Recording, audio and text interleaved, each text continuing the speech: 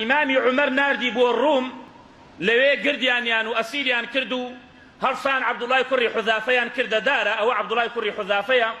کە کردیانە دارە وتیان یەڵە تەنەسەڕ ببە نەسڕانی فەرمووی چۆنە بمە نەسڕانی من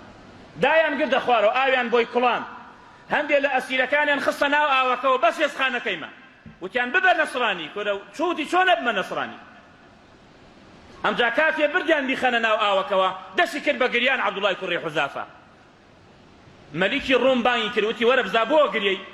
ترسای وتی نەوەڵا لەوە ناترسێم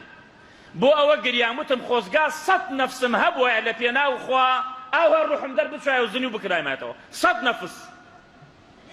بانگی کرد و سەری ماش کرد و وتی بڕۆ ئازاد بە وتی بەخوا ناڕۆمە تا ئەوڕەکانشم بەرەڵانەکەی